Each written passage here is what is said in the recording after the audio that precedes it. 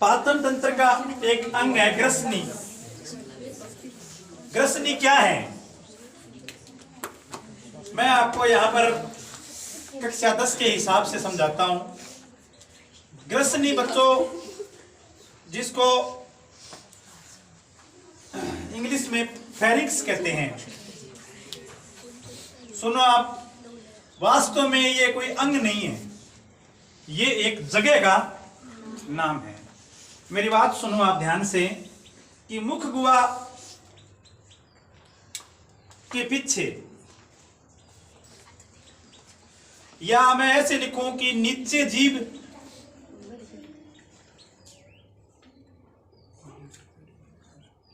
और ऊपर का भाग जिसे काग कहते हैं, काकलिया कहते हैं राजस्थानी भाषा में इसको, जो ताल्लू होता है उसके पीछे का भाग है। ये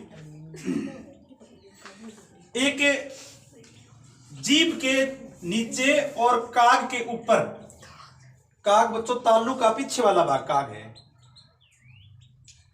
ये ताल्लू है, देखो ये जीभ हो गया, ये जीभ है, और इस जीभ के नीचे का भाग और ये ताल्लू है। देखो यहां पर एक कीप नुमा संरचना होती है इस प्रकार से, यूं कीप नुमा। इस संरचना का नाम बच्चों ग्रसनी है।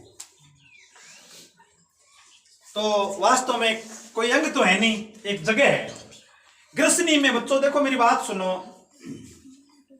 जैसे मैं एक मुख गुहा का रफ चित्र बनाऊं, ये मैं एक मुख गुहा मानव की मुख गुहा बनाता हूं।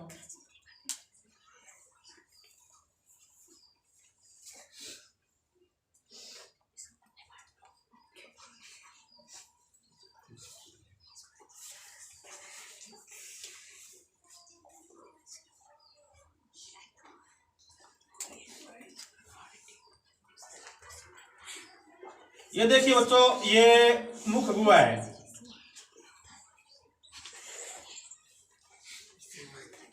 यहां पर इस जगह का जो भाग है ना, आप शायद देख पा रहे होंगे, इस जगह में भाग में दो संरचनाएं खुलती है यहां। एक तो बच्चों ये भोजन नली है जो पाचन तंत्र में चली जाती है। इसी जगह पर एक और संरचना होती है जिसे अपने बोलते हैं श्वास नली। ये श्वास नली है जो श्वसन तंत्र का एक भाग है, यानी दो कॉमन भाग हो गए। यहां पर मैं इसको बड़ा करके दिखाऊं आपको, तो इस प्रकार से ये तो हो गई श्वास नली और ये हो गई भोजन नली।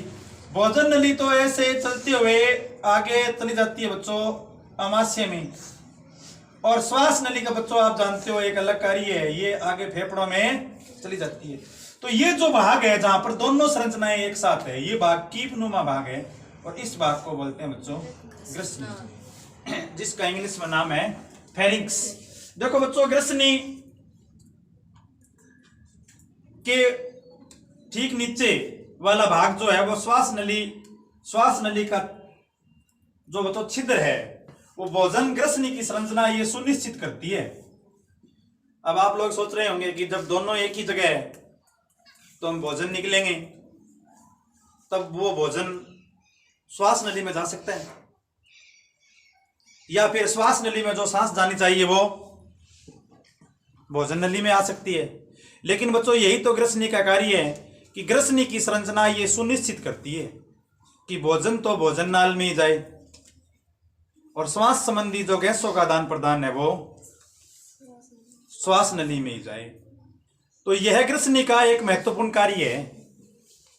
तो इस कार्य को संपन्न करने के लिए बच्चों एक ऐसे कीप नुमा ढक्कन पाया जाता है श्वास नली के ऊपर। जैसे ही बच्चों भोजन निकलते हैं ना, ये कीप नुमा ढक्कन है वो श्वास नली को बंद कर लेता है। कीप नुमा ढक्कन है वो श्वास नली को बंद कर लेता है, जिसके कारण बच्चों भोजन के कण किसी भी हालत में श्वास नली में जा नहीं पाते, और बच्चों पूरी सुरक्षा के साथ भोजन के सभी कण है वो भोजन नली में चले जाते हैं। कभी कभी बच्चों ऐसा होता है कि हम बहुत जल्दी में खाना खाते हैं, जिसके कारण भोजन के कुछ अण श्वास नली में चले जाते हैं। और श्वास नली बच्चों बहुत संवेदनशील होती है, वो अचानक से उनको है वो वापिस भेज देती है, यानी धक्का मार के भोजन के कणों को है वो वापिस से भेज देती है, जिसके कारण बच्चों जल्दबाजी में भोजन खाने पर आपने देखा होगा कि एक श्वसन संबंधी क्रिया होती है जिसे अल्सुन कहा जाता है। अल्सुन मतलब भोजन है वो एकदम से बाहर आने लगता है, एक उल्टी और नाक में से पानी साथ दोनों आने लगते हैं, इस प्रक्रिया को है वो अल्सुन है कहा जाता है।